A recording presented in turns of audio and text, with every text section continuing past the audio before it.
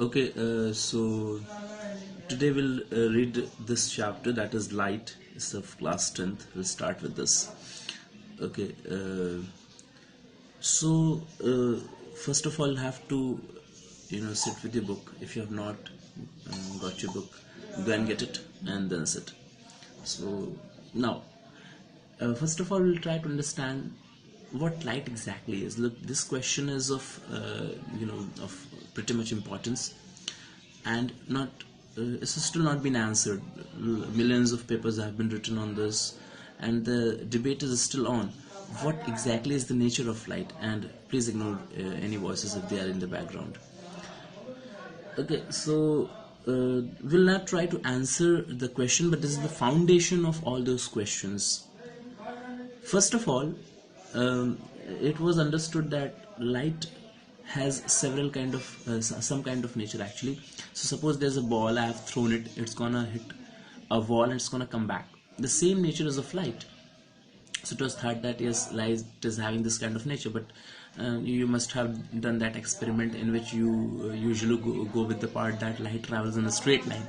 But it's not always the case. You'll see in your future classes that light does not travel in a straight line always.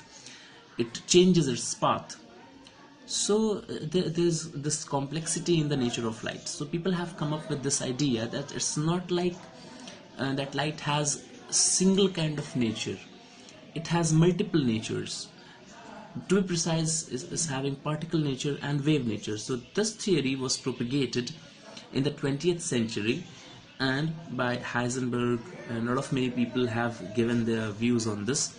Not many people at that point in time were agree with this, but at this point in time, most of the fraternity of physics agrees with this, that light has this dual kind of nature, means it has particle nature, it has wave nature. So this is how it does go. Now next part is, so first thing that we have studied is its dual nature of light. Next is the very basic phenomena that you already have read in class 8, that is reflection of light. So this is a schematic diagram. To understand it, you already are pretty much familiar. This is the incident ray. It comes on the surface, it hits it, goes back.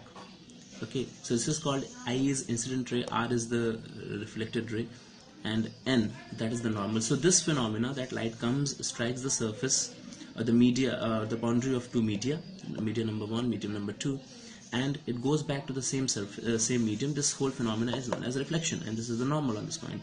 So reflection is a very normal phenomena that has been observed throughout the ages. Now regarding this, there are two laws which have been followed.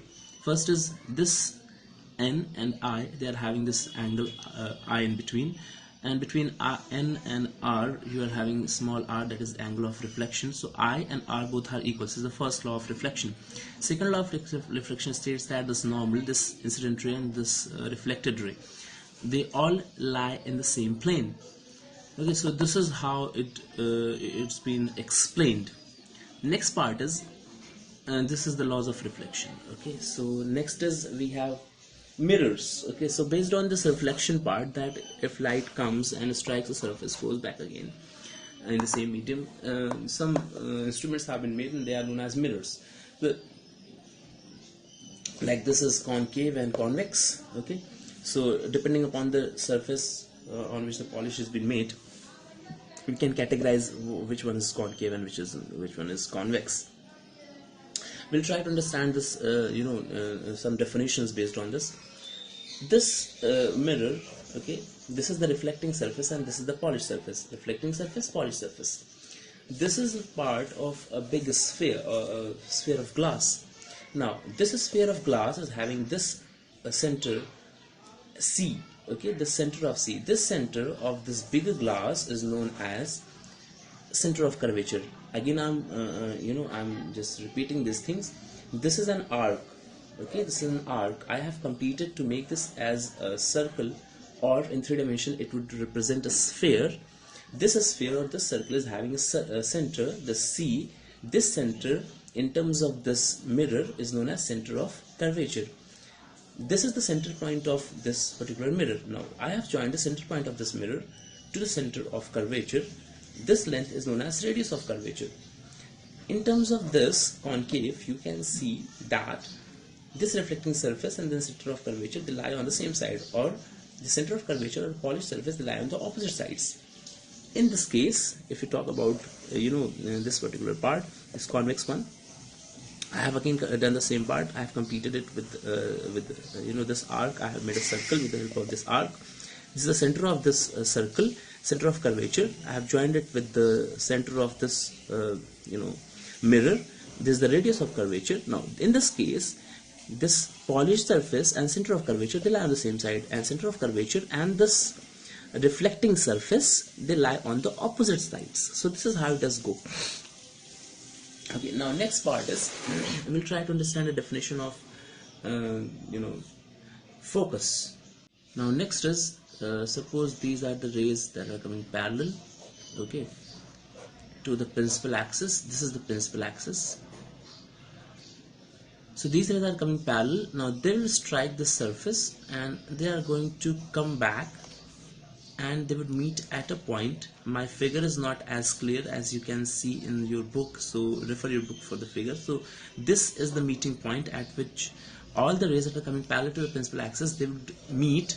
This is known as focus. Okay, so the definition comes out to be that all the rays that are coming parallel to the principal axis, they would strike this surface, they would strike this mirror.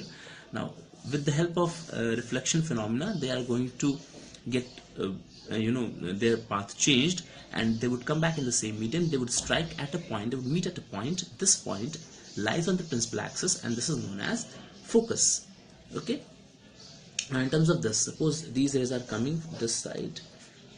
Okay, now according to the laws of reflection, they would not converge, they would diverge. Okay, they would go like this. You can see again in your book, okay, for the clearer figure. So they would diverge. In this case, they do not meet. So what we'll have to do, we'll have to make these points meet. We'll have to do it by yourself.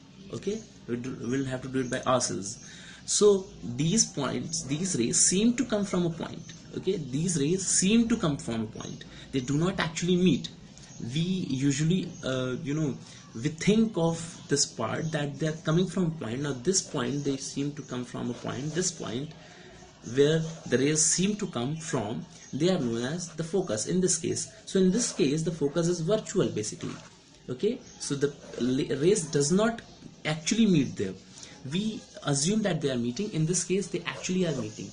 So this is the difference. In this case, you can see that this is converging and this is diverging. Okay, so this is known as diverging mirror, this is known as converging mirror.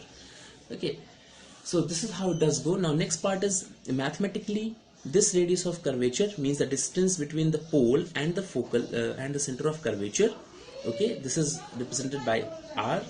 This is F point. So distance between P and F is known as focal length, represented by small f. See, this R is equals to 2 times of F, means radius of curvature is equals to 2 into focal length. Okay, so this is a very important formula in your future things like in lenses and all. This formula has been followed. So this is all for the day. Okay, we'll come up with something new.